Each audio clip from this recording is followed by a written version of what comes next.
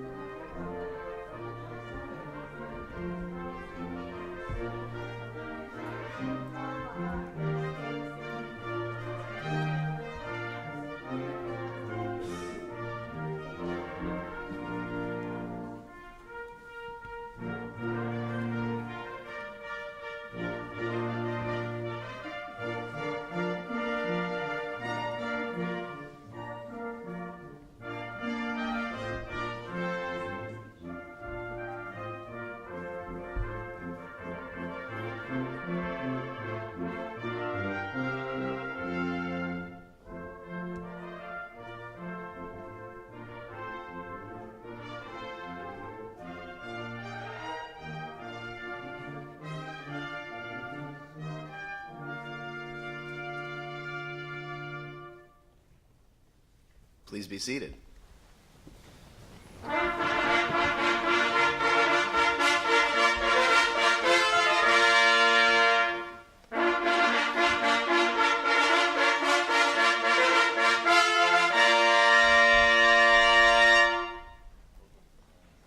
Please join me in thanking OU Herald Trumpets, OU students Larry Keith Burrows, Ricky Spears, Joshua Harney, and Jacob Merrill.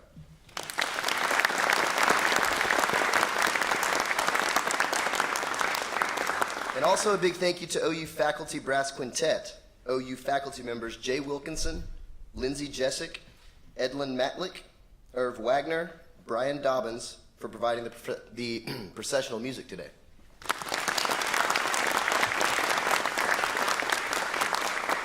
Good morning. My name is Trip Walcher. I'm the Student Bar Association Executive Vice President. Your SBA President, Mackenzie Copeland, could not be here this morning as she's on her way back from an internship with the United Nations in Geneva. But on her behalf, I'm happy to welcome you today to the 8th Annual University of Oklahoma College of Law OWL Ceremony and Academic Convocation. This ceremony marks the beginning of a new journey, both professionally and personally. Throughout this journey of law school and your legal career, remember one important thing. The relationships you develop here will last a lifetime. Each person in this room and at the College of Law is not only a new classmate, but a friend, a colleague, and part of your new community. You will spend a lot of time together over these next 3 years, so cherish these moments, learn from one another, and grow together. As you become leaders in this law school and in your communities, remember that this is a journey not one of individual isolation, but rather one that you all share. I look forward to sharing this journey with you and welcome each of you to the class of 2020 to the OU College of Law community.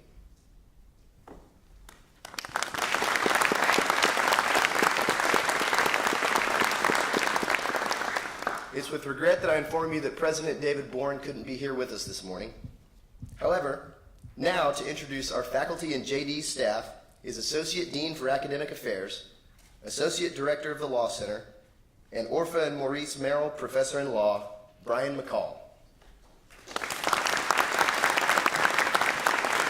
After completing his undergraduate and master's degrees, Dean McCall taught English in a private high school for 2 years before going to law school at the University of Pennsylvania. After earning his law degree, Dean McCall joined the international law firm of Deckert LLP, where he focused on cross-border mergers, acquisitions, and corporate finance transactions. From 1999 to 2006, he practiced in the firm's London office to focus exclusively on cross-border transactions. In 2004, he was elected partner of the firm. He's written several books and articles on corporate governance law, commercial law, and legal philosophy. He joined the OU College of Law in 2006 and was awarded tenure in 2012. In 2013, he was selected to hold the Orpha and Maurice Merrill Endowed Professorship of Law. In June 2014, he was named Associate Dean for Academics. Please help me welcome Dean Brian.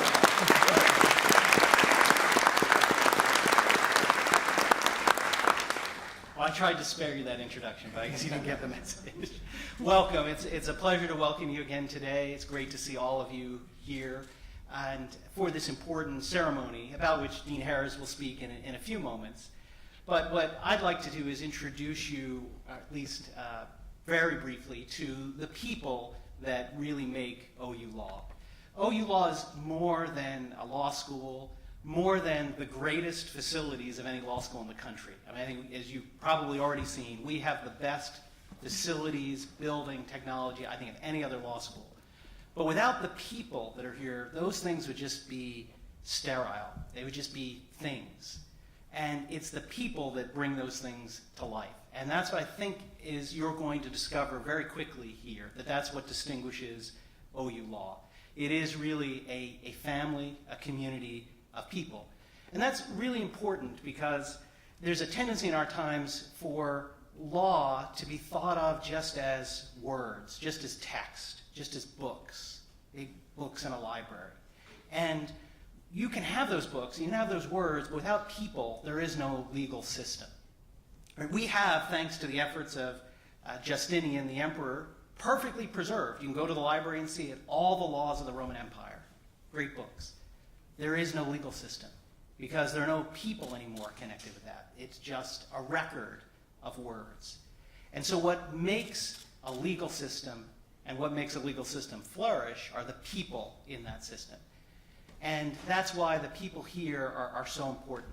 I heard last night President Bourne speak to the incoming freshmen, and he talked about how the university is where two generations meet so that one generation can hand on to the next this great legacy.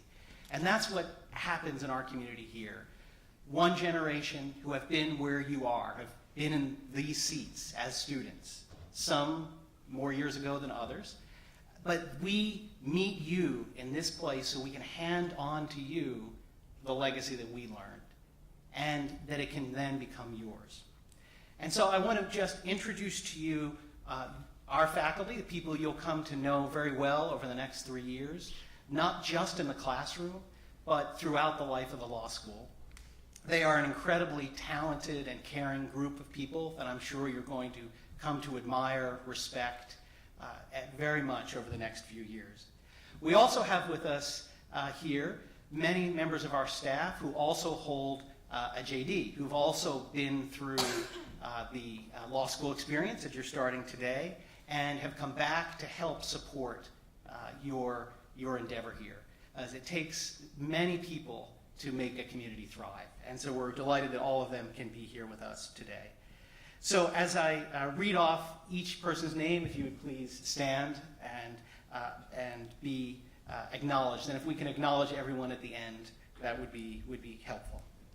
So the Herman G. Kaiser Chair in International Law, Professor Evelyn Aswad. Digital Resource Librarian, Kenton Bryce. Associate Professor, Sarah Burstein. Associate Director of Admissions, Lizanne Carlson. Dean Emeritus of the College of Law, Andy Coates. Executive Director of Development and Alumni Affairs, Casey Delaney. Assistant Professor, Aaron Means DeWalt. Former Assistant Dean of Students, Stanley Evans. And I do apologize. I wish I could stop for everyone and tell you a little bit about people here. I decided not to because we'd be here all day if I had to do that. But I do just want to pause very briefly to point out to you former Dean Evans. He is somebody I think that really exemplifies what I'm talking about in terms of the community. He was a graduate of this law school, unfortunately before I started teaching, so I couldn't teach him.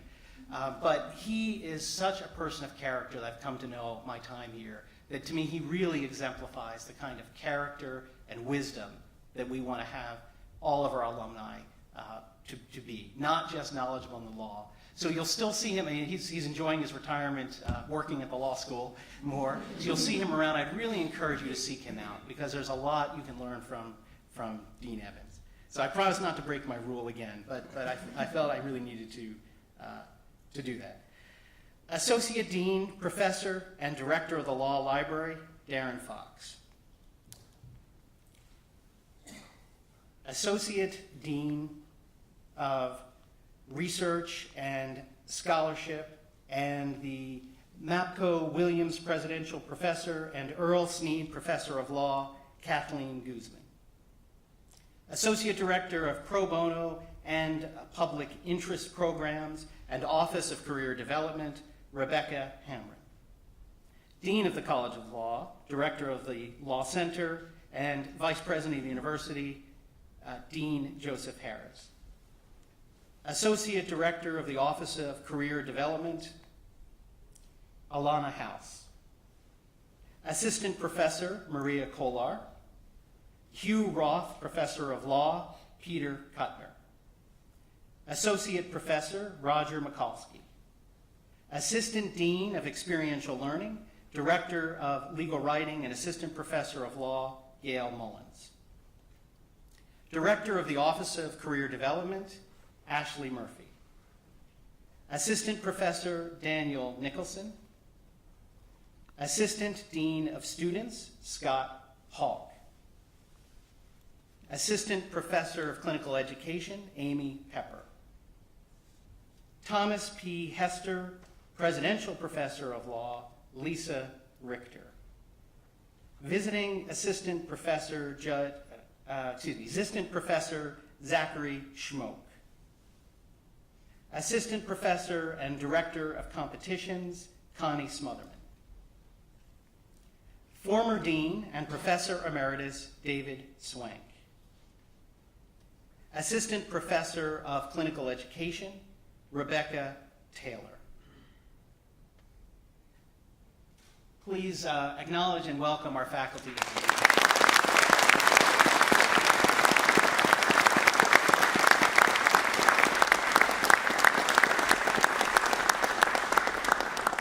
Thank you, and I look forward to getting to know all of you well soon.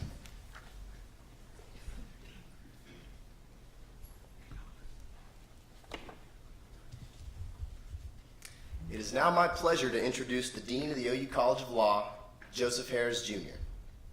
Dean Harris began his legal career in Washington, D.C. as Legislative Director and Legal Counsel to then U.S. Senator David L. Boren. Upon his return to Oklahoma, he joined the law firm of Crowe & Dunlevy, working in the area of commercial litigation. In 1994, he began serving at OU as Vice President for Executive Affairs, followed by 12 years as General Counsel to the OU Board of Regents. He has also served as president of a publicly traded healthcare company. He has taught at the College of Law for more than 20 years, becoming OU's 12th dean in 2010. During his 7-year tenure, OU Law has more than doubled scholarship endowment, has increased by more than 5 times the number of employers for on-campus interviews, and expanded academic programs and opportunities. He places an emphasis on the importance of the student experience. One of his first acts as dean was to establish this very ceremony. It's a prime example of his energetic leadership that is rooted in tradition and focused on the future. Please welcome Dean Harris, Jr.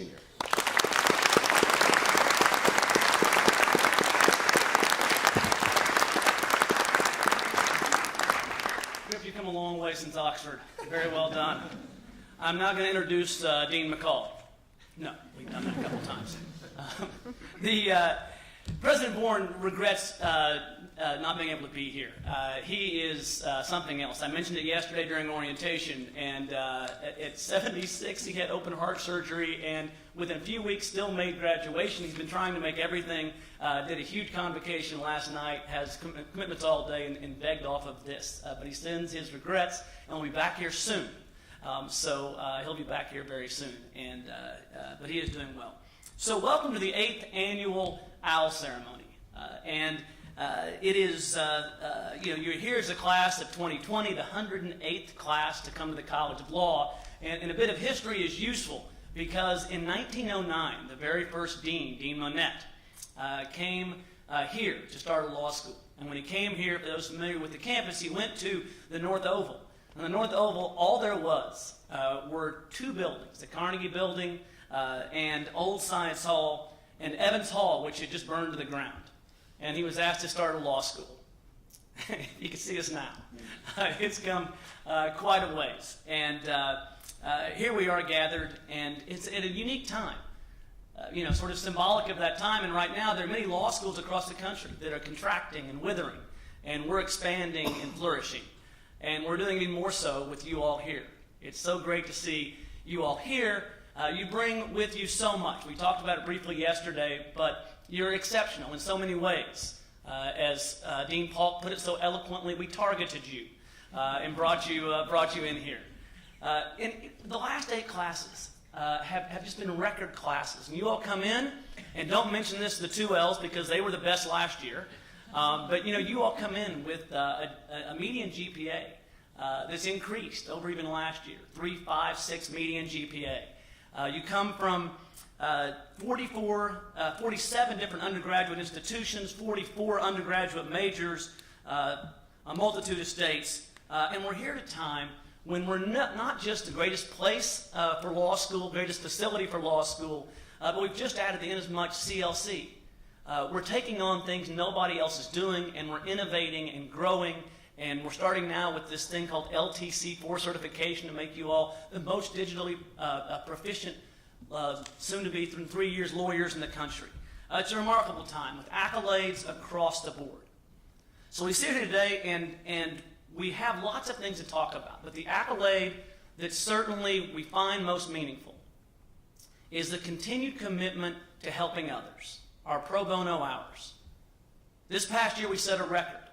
We've had records the last few years, but last year, just prior to last year, we had a record 17,000 hours of pro bono service, plus or minus a few. Last year that wasn't just beaten, it was demolished with over 23,000 hours of pro bono service that was given out. And you always wonder what's going to happen next. And you all came in, and a first has been achieved. And that is we've never had a class that when they'd come in, since we started doing the voluntary pro bono pledge, that's had 100% commitment to it until the class of 2020. So give yourselves a hand.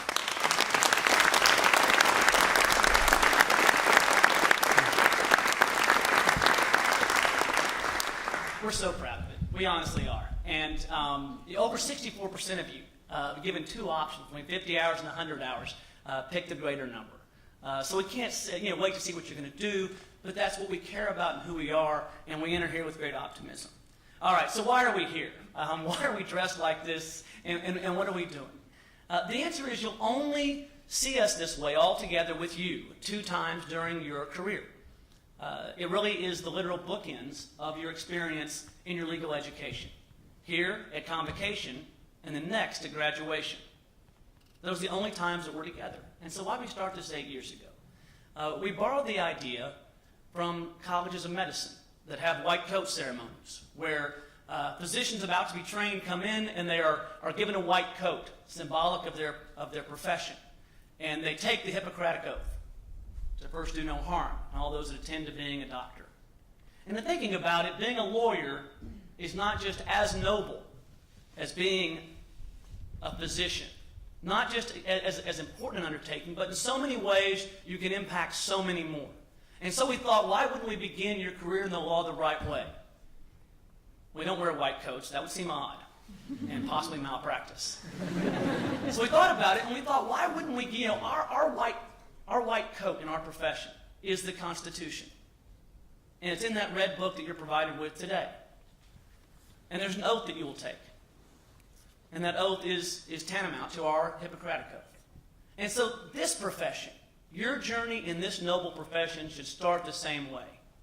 Pausing for a moment to not just worry about ourselves and our own fears and thoughts about law school, but to think about the profession that we're entering.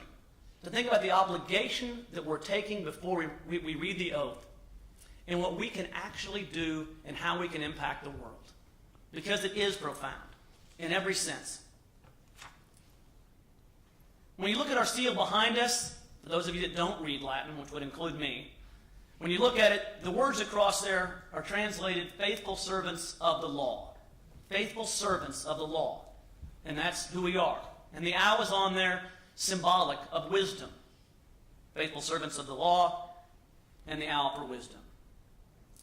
So our nobility is derived from the nature and quality of the services that we provide to individuals and to society. We are founded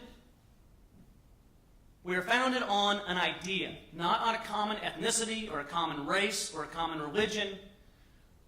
It is democracy, founded upon the rule of law. And that depends and turns on us as lawyers to enforce it. There are lots of constitutions, and there are lots of countries, but we are the oldest continuing democracy in the world. And we aren't that old. So they're fragile. And it has a predicate that matters to all of us. The nobility surrounds us, whether for the public or for an individual client. We protect those that cannot protect themselves, that cannot defend themselves, that otherwise have no voice at critical moments in their lives. And why is it us? It's us because of the unique training we have.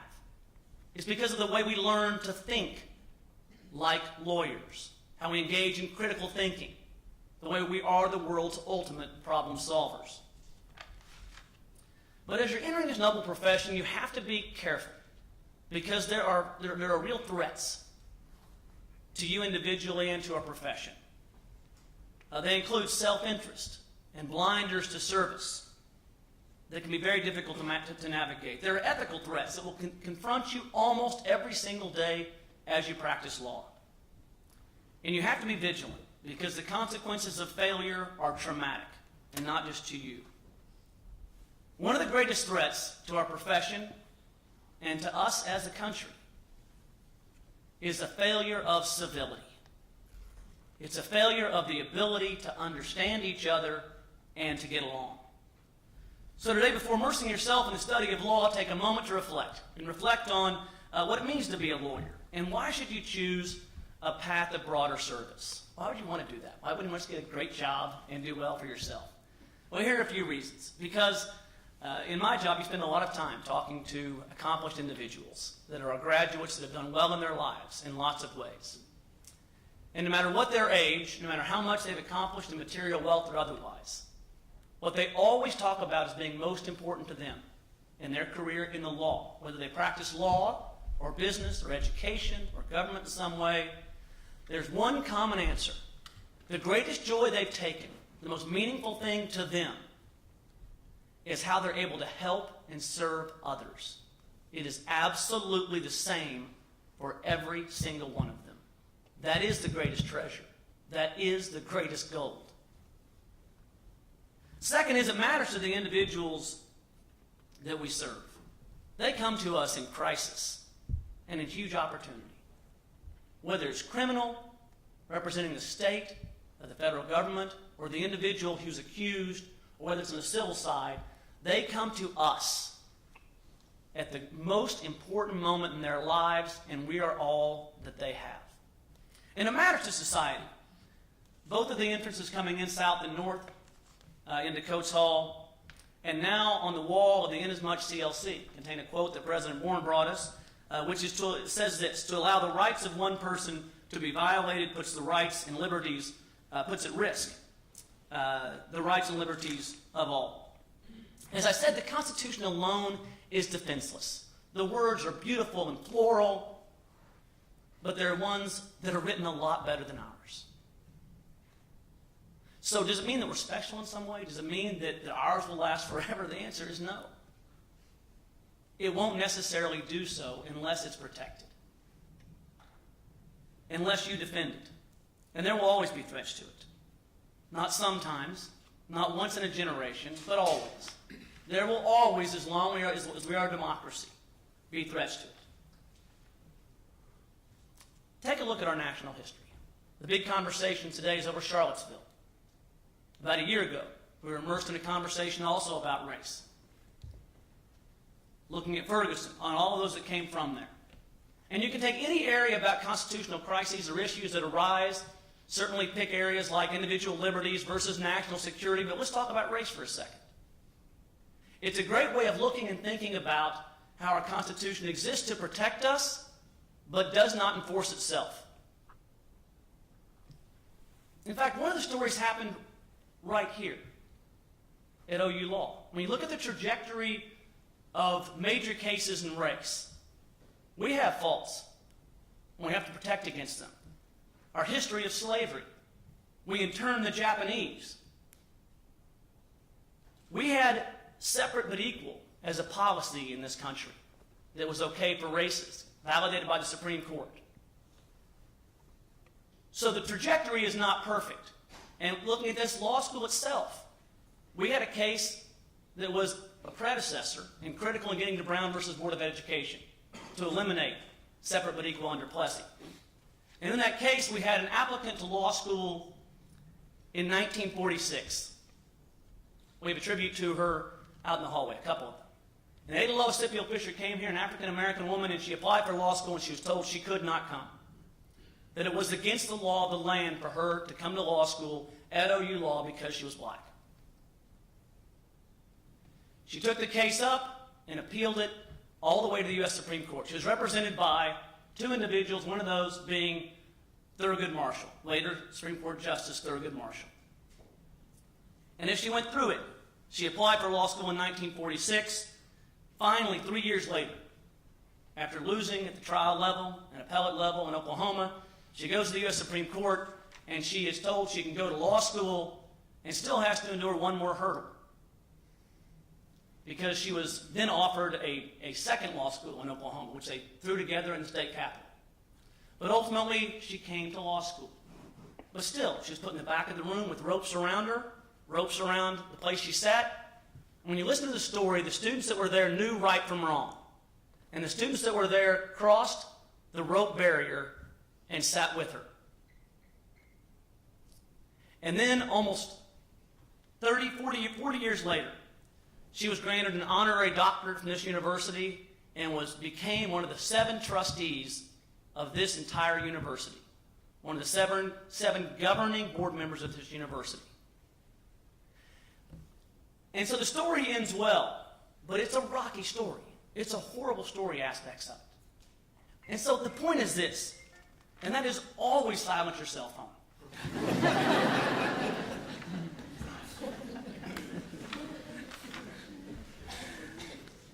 The point is this, there will always be challenges. When you think about being a lawyer, realize that whatever you choose to do with it, whether you practice law and litigate in front of the U.S. Supreme Court, or whether you are doing business or education, any of these areas, you're always a lawyer. And I have students all the time in my class that after listening to these lectures, which you now understand in a numbing way, they'll often say, can't you just give me the black letter law? Just tell me what the rule is. What is the law? Well, as Dean McCall said, that's the easy part. That doesn't make a great lawyer or a great citizen. You have to know not just what the law says, but how it arrived there. What took place? What is the trajectory of it? I mean, you have to know the path. Again, looking at race because of the environment we're in today. Take a look at the Civil Rights Act of 1866. The 13th Amendment was passed at the end of slavery. Right? Civil War ends. They pass the 13th Amendment in 1865. The next year, Congress passes a civil rights statute in 1866 to give everyone the same rights as white people. And they weren't sure it could be held in place. So what happens the next year? They propose the 14th Amendment, guaranteeing equal protection under the laws for all people. Seemingly the end of that conversation. But it wasn't. Within 20 years, in a group of cases called the civil rights cases, the protections were taken away for everyone of color in terms of equal treatment, except for those that worked for the public sector.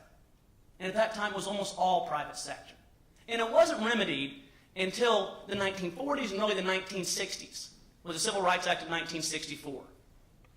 So almost 100 years post the end of slavery, until there could be the enjoyment of the same rights. And then it was attacked again in 1989 in a case that was overturned statutorily by Congress with the Civil Rights Act of 1991. The point is this, and that is you can't just know the letter of the law. By the way, it makes you useless if you do, because artificial intelligence will replace you. What are those elements that you have to have? And that is you need to be like our symbol. You need to serve, and you need to be wise. And how do you accomplish that? You accomplish it by understanding the majesty of this profession, by understanding that it is critical and is the only thing holding our nation together. And we are a deeply divided nation right now. And we're the ones that don't just get to complain and don't just get to say that it's too bad, and not just get to say we don't understand what the other side thinks. That's for everybody besides us. We as the lawyers have to understand the other side better than they understand themselves. Because that's the only way that we can truly develop our ideas and our ideals and use the law to make positive change, to enforce our Constitution and uphold this democracy and ensure it continues. It is the only way. And it's up to us, because nobody else has the training. And so you learn not just the black letter law, but you learn about the law. And you also take a page out of the greatest legal novel of all time, To Kill a Mockingbird. It isn't that complicated. Harper Lee wrote this amazing book, and it tells us so much of what we need to know right now. Like when the 6-year-old scout turns to her dad, Atticus, and asks one of the ultimate questions about understanding people that are different from you. What is it he says? He says you never really know a person until you consider things from their point of view. And then he goes on for the famous words, until you climb into their skin and walk around in it. We're not doing that. We're not doing it as a country right now. All we do is live in our own echo chambers with an atomized conversation and declare we can't understand anybody else's perspective. We don't get to do that. So they need us. And that's part of being truly great in this profession. It's knowing the law. It's knowing the context of the law. It's having empathy for others and understanding the perspective that isn't yours. And learning what it's like to be in their skin, to be in their circumstance. And you have to work hard. There's no two ways around it. To really help, to really make a difference, it requires hard work. And that's why law school is a great training ground. You will work hard, and you'll grow in ways you've never grown before. But to be truly great, the last part is this. It's all of those things, but it's also civility. The second that breaks down, the second we fail to be civil and treat each other well, especially when you're in litigation. People think that being a great litigator is being the loudest person in the room, have no idea how it works. At the core of this profession, and at the core of our democracy, is treating each other well. To be able to engage in a discourse that is spirited, that may be at odds with each other, but to do it in a way that is professional and respectful of the other. And that's how you become a truly great member of this remarkably noble profession. All right. As you look at it, one of the things you have in front of you is that red book. And that red book is a collection of our Constitution and the amendments that are there to it. And I want you to hold it and think about it in this very last part that I promised to wrap up. But the reality is what you hold in your hands is not just our Constitution, it is the purpose of this ceremony. We are literally placing in your hands, with this Constitution, our future. It belongs to you all. And think about it. When most people are born, their parent looks at them, or both parents look at them, depending upon circumstance, and tells the child they can be anything they want to be. The truth of the matter is, by the time you reach your age, that isn't true for the vast majority of the population. Most people at this age at the age you are right now, cannot be anything they want to be. Because of circumstance or otherwise, their future is finite. It is not unlimited. And that promise that was made at birth doesn't exist at this age. But with you, it does. You are the lucky few. We are the lucky few that today can be anything that we want to be. And the power of this degree is unparalleled in terms of what it can do for you. So you are special. And it comes with this remarkable obligation. That's the big trick in life, right? With opportunity comes obligation. And that's where we are. So as you look at it, and as you think about the pledge you will soon take, I'd ask this of you this weekend. This is the assignment of homework. I know. Throughout your career, you'll come to everyone behind you, and you'll ask for career guidance. And even when you're out, the first 15, 20 years, and probably thereafter, you'll ask about career advice. And you'll get amazing career advice. The best career advice you can give yourself, I'd ask you to do this weekend, before the first day of classes.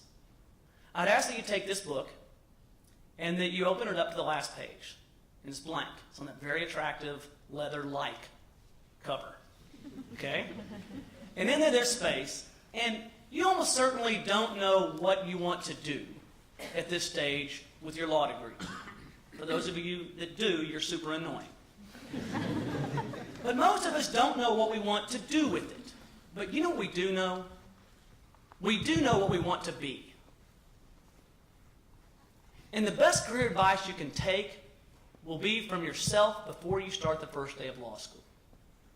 So I'd ask you to put in there your thoughts to yourself, your advice to yourself, over your true goals. Not a particular job, but what is it you want to accomplish? Because at this moment, you can be anything. And because during the press of jobs that take place as we pursue a career path, it's easy to get derailed. Even the brightest can get derailed. And so you'll seek lots of advice, but take that and go back and take advice from yourself. Or what are those ideals you have for yourself? What is that you want to be? And I can assure you, if you follow that global advice from yourself, you will use this degree in a way that makes you profoundly happy, and in a way that is important to so many. So you all gather today, not simply as people starting a career in the law, but as colleagues, as people bound together. In your hands, we place our futures.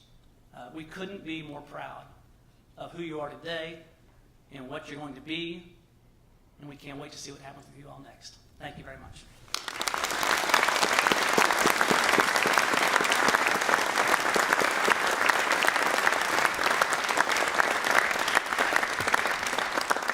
You can always tell by the duration of the applause how happy you are to have had that finished. So I think you're really ready. Speaking of true models, and for me, a hero. When I first took this job, I asked to be introduced by two people to the OU law family writ large. And one of those people was Justice Taylor, because I hold him in such high regard. And I'm going to read his bio because it's worthy of being read. But his character and who he is and what he represents to all of us far outpaces a serial listing of his accomplishments. But I'll give you a quick bio so you'll have that bit of context. He earned his BA in political science from Oklahoma State University in 1971 and his Juris Doctorate degree from the University of Oklahoma College of Law in 1974. He joined the United States Marine Corps in 1970 and served on active duty from 1974 to 1978. He was trained as an infantry platoon commander and later served as a prosecutor and chief defense counsel. In 1977, he became the youngest judge in the U.S. Armed Forces. He was promoted to the rank of major. Following his active duty service, Justice Taylor practiced law in McAlester, Oklahoma from 1978 to 1984, and in 1982, during the midst of that, he was elected mayor of McAlester, making him the youngest mayor in that city's history. In March of '84, Governor George Nye appointed him Associate District Judge for Pittsburgh County, In 1994, he was elected district judge of the 18th Judicial Circuit. In 1997 and 2003, he was elected presiding judge of the then County East Central Judicial Administrative District. In 2003, he was the recipient of the Oklahoma Bar Association's Award of Judicial Excellence as the Outstanding Oklahoma Judge of the Year. In his over 20 years as a trial judge, he presided over more than 500 trials, including the state trial of the Oklahoma City bombing case. On September 24, 2004, Governor Brad Henry appointed Taylor to be a justice of the state Supreme Court, and he served as Chief Justice of that court from 2011 to 2013. In 2007, he was inducted into the Oklahoma State University Hall of Fame, and then in 2009 to the University of Oklahoma, presented him with the Regents Alumni Award. He is the only person to have ever received those highest awards for alumni from each of those two universities, from both those two universities.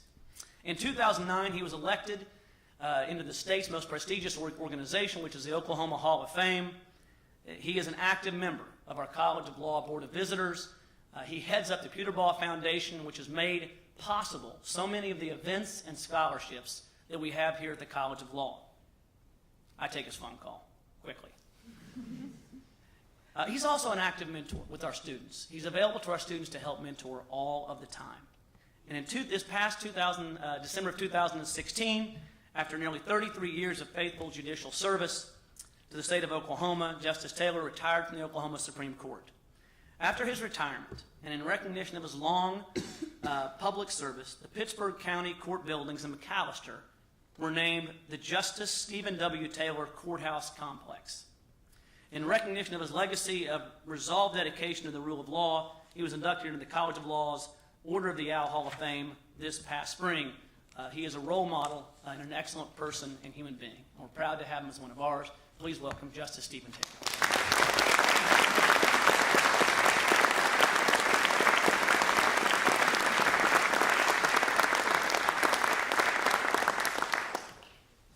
Thank you, Dean, and to the faculty. It's an honor.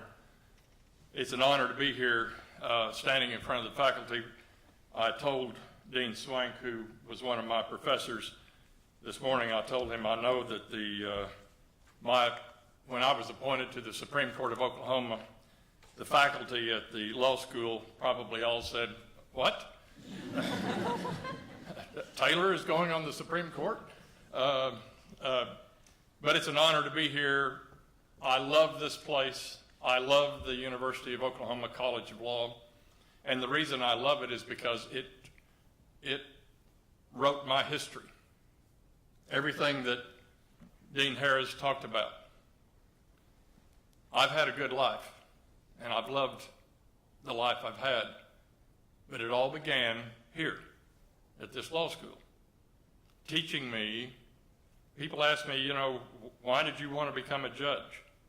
Well, it was because it allowed me to do two things I love so much, and that is I love the law and I love public service. And it was an opportunity to do both and have a good life. Today, I am honored to be here with you to celebrate the beginning of your legal studies. But I want you to know, and I graduated this College of Law 43 years ago. I want you to know that this may be the beginning of your study of the law. It never ends. 43 years later, I am still a student of the law. It may be why we call it the practice of law as we go through life with this law degree that you are embarking upon now. You'll be a student of the law every day. Now, today I'm going to ask you to, before I administer the pledge, to ask you to remember a few things about our profession. I love this profession. I love lawyers. And I love what we do. And remember, referring to some of the comments of Dean Harris, remember history.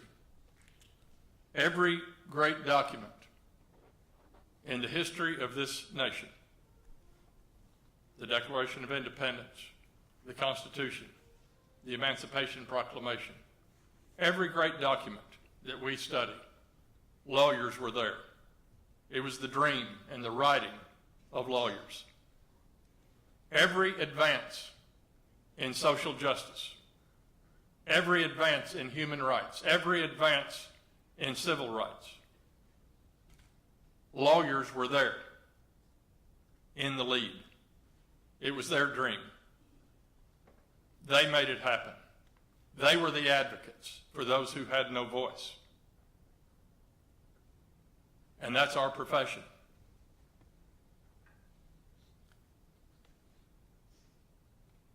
We are,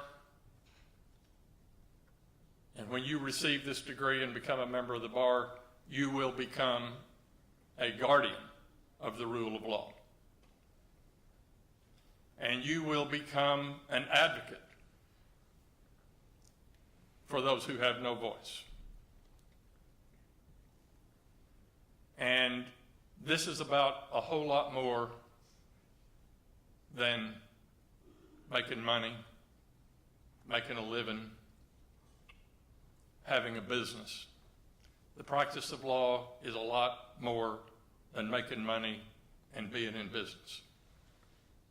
The practice of law is about advocacy, about the love of our heritage in this country. And as we know, even this week, from the events in Charlottesville and the reaction of some of our leaders to those events in Charlottesville, we know in this country that we have a whole lot of work to do. It is this study and love of the rule of law is a work in progress. It does not end. And it takes the guardians of that rule of law, the advocates, those who are fortunate enough to be in your seats, to keep it alive. I hope that each of you find your calling, your place in this system of justice. And it can be many things and many ways that you can find a calling. The word calling is a concept, and I've always defined your calling as an intersection. And that is when your interests intersect with the needs of your community. When your interests intersect with the needs of your community, at that intersection you'll find your calling. And this law school is going to give you tools to really make a difference at that intersection. I also want you to remember your reputation. This profession is based upon ethics. It is based upon honesty and your word and your reputation for being ethical. We don't have any other way to judge the work of a lawyer other than, can she follow the ethical North Star? So today, I want you to remember from this point forward your reputation. Nothing will be more important to you than your reputation for honesty and integrity. It is the rock upon which every successful legal career is built. And if you lose your reputation, you will likely never recover. I want to close with an aspirational goal that I lay out to you, and I want you to hopefully remember this. And I admit it is an aspirational goal in this world in which we live. But that goal that I challenge you today is that you learn to love justice more than you love victory. that you learn to love justice more than you love victory. Aspire to that as you become a guardian of our democracy and upon the rule of law that you will guard for all of your professional life. The study of law is a great adventure, and it's tough. These 3 years are going to require discipline and focus, but it's an adventure. I call it a mountain, and you got a mountain to climb, and I wish you the very, very best. And now I'm going to administer the pledge to you. I would ask all of you just a moment. I want to tell you that I'm not going to have you repeat this, because rather than repeating it, I want you to listen to the words. And then at the close, I'll ask you if you agree to the pledge. But I want you to consider the words. If you'll all stand, raise your right hand, and consider these words. As I embark on my professional career, I pledge to conduct myself in a manner that reflects the goals and values of the legal profession, that is worthy of the University of Oklahoma College of Law tradition of excellence and service. I pledge that as a student, I will approach my studies with diligence and preparation so that I can acquire the knowledge and skills necessary to represent clients competently and to further the ideals and the profession of the practice of law. I further pledge that as a member of the College of Law, I will adhere to the Academic Honor Code and all rules and regulations of the law school, treat all people with respect, dignity, and civility, and conduct myself with honesty, integrity, and reliability. I further pledge that as a future member of the bar, I will work for the betterment of the profession and society and for greater access and fairness in the administration of justice. I make these pledges today and commit myself to these goals so that they will be the foundation of my career as an attorney and as a professional. Do each of you make this pledge to yourself and to this institution? I do. Congratulations.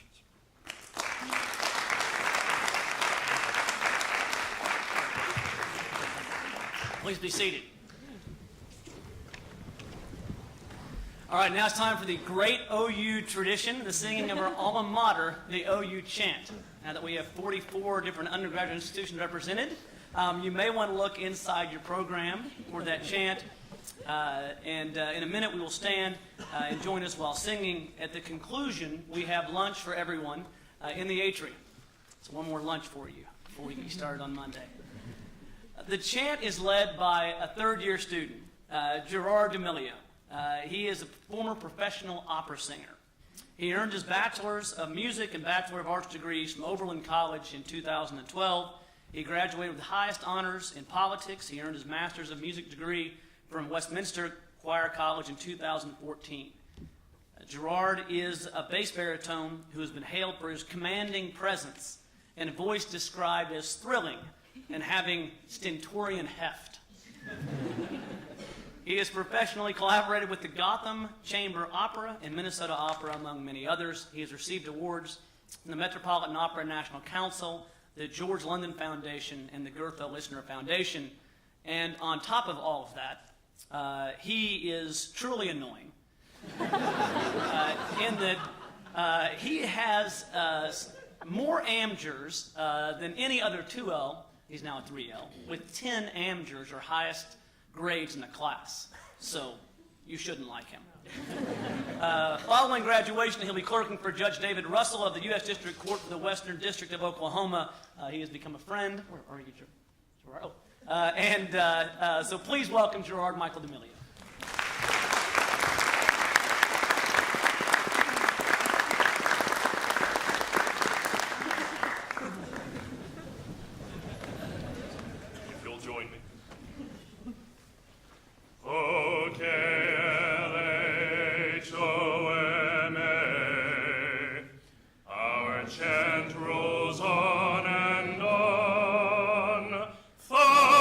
Strong join heart